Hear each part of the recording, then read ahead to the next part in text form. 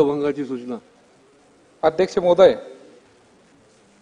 आपल्या विधानमंडळाचे एक नावलौकिक, एक प्रतिष्ठा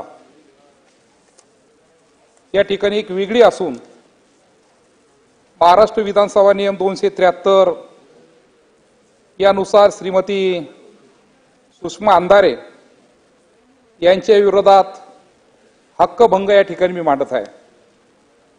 अध्यक्ष महोदय, स्टँड अप कॉमेडी कुणाल कामरा यांनी महाराष्ट्र राज्याचे लोकप्रिय उपमुख्यमंत्री आणि 2,63,00,000 रुपयाचा लाडका भाऊ सन्माननीय एकनाथरावजी शिंदे साहेब यांच्या बद्दल वैयक्तिक टीका आणि अवमान करणारे गाणे त्या ठिकाणी आपल्या स्टुडिओमध्ये त्या ठिकाणी गायले आणि त्याचे पडसाद विधिमंडळामध्ये या ठिकाणी उमटले आणि विधिमंडळाच्या सर्व सदस्यांनी त्यांच्या अटकेची त्या ठिकाणी मागणी केली। अध्यक्ष महोदय, यानंतर महाराष्ट्र राज्याचे आदरणीय मुख्यमंत्री देवेंद्रजी फडणवीस साहेब यांनी याबद्दल कोणालाही पाठीशी आम्ही घालणार नाही आणि म्हणून या विधिमंडळाला आश्वस्त केलं का संबंधित व्यक्तीवर कठोर कार्यवाही त्या ठिकाणी करण्यात येईल। अध्यक्ष महोदय,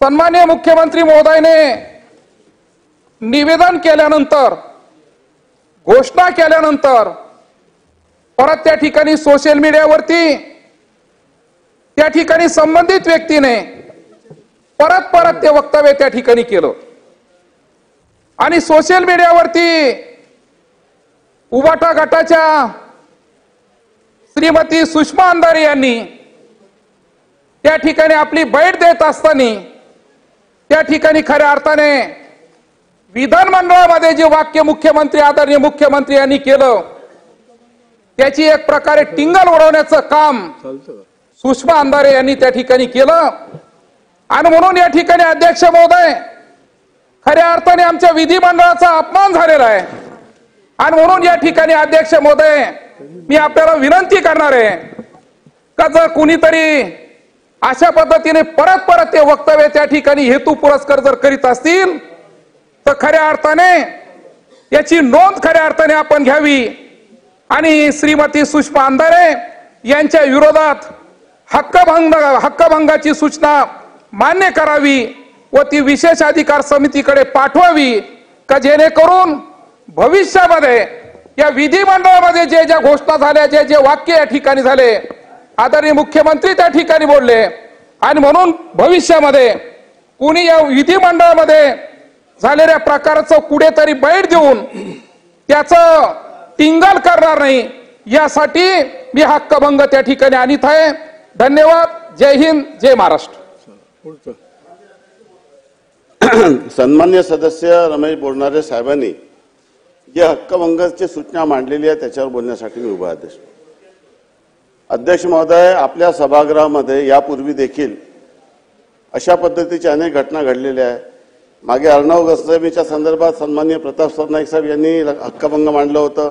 तत्कालीन मुख्यमंत्री उद्धवजी ठाकरे यांच्याबद्दल चुकीचे वक्तव्य झाल्याप्रकरणी आणि या सभागृहाची प्रथा परंपरा आहे की सन्माननीय आर पाटील साहेब गृहमंत्री असताना जेव्हा त्यांनी विधानसभेमध्ये डान्सबार बंदीच्या संदर्भामध्ये घोषणा केली तेव्हा बाल बालक समितीचे अध्यक्ष मंजेसिंग सेठी यांनी त्यांच्या बायकांना रस्त्यात फिरू देणार नाही अशा पद्धतीचं वक्तव्य केलं होतं। सन्माननीय सदस्य सुधीर मुनगंटीवार साहेबांनी जे हक्कभंग मांडलं होतं त्याला विरोधी पक्षात असताना हक्कभंग मांडला सरकारच्या गृहमंत्र्याबद्दल अवमान केल्याप्रकरणी आणि विरोधी पक्षनेते नारायण राणे आणि गोपीनाथ मुंडे साहेबांनी त्याला पाठिंबा दिला होता। हा इतिहास आहे या सभागृहाचा अध्यक्ष महोदय।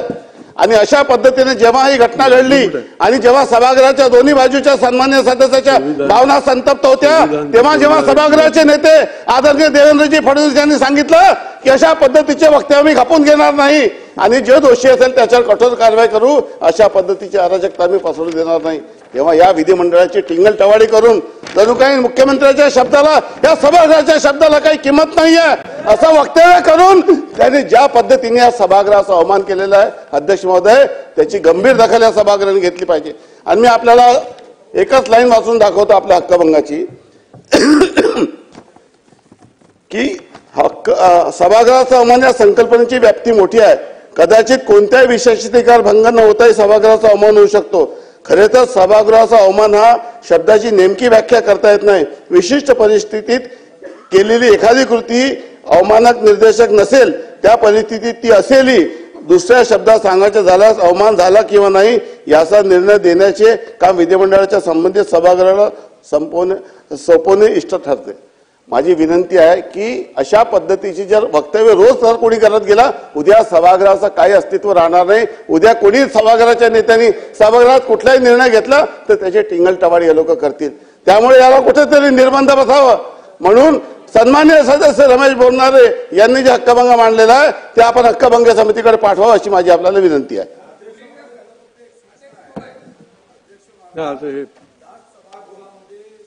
पाटील यांच्या संदर्भात सभागृहाच्या बाहेर अपशब्दाचा उपयोग केल्यानंतर हक्कभंग मीच मांडला आणि एक मात्र अधोरेखांकित केलं पाहिजे की सर्व सभागृहांनी एकमत केलं की शिक्षा सुद्धा त्वरित दिली पाहिजे. हक्कभंगामध्ये अडचण सर्वात मोठी ही आहे की हक्कभंग अध्यक्ष महाराज आपण स्वीकारतो, त्या संदर्भातले निर्णय इतक्या उशिरा होतात की हक्कभंग हे आयुधच बोथट झालं अध्यक्ष महाराज. आणि म्हणून हक्कभंग तर स्वीकारावाच. सर्व सभागृहाचे याबद्दल एकमत असणार आहे, पण अध्यक्ष महाराज या संदर्भातली शिक्षा देण्याचं काम नैसर्गिक वाजवी संधी देऊन हे सुद्धा ताबडतोब केलं पाहिजे. आवश्यकता असेल तर आज हक्कभंग समितीच्या अध्यक्षाची निवड झालेली नाही तर विधानसभेच्या अध्यक्षांनी हक्कभंग समितीचा अध्यक्ष म्हणून कार्यवाही उद्यापासून सुरू केली पाहिजे.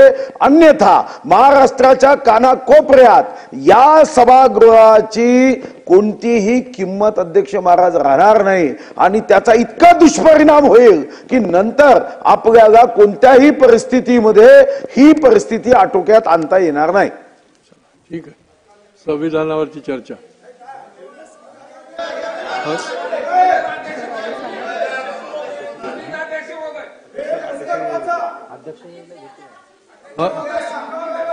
हक्कभंगाचा निर्णय अध्यक्ष महोदय घेतील, त्यांच्याकडे सादर केलाय.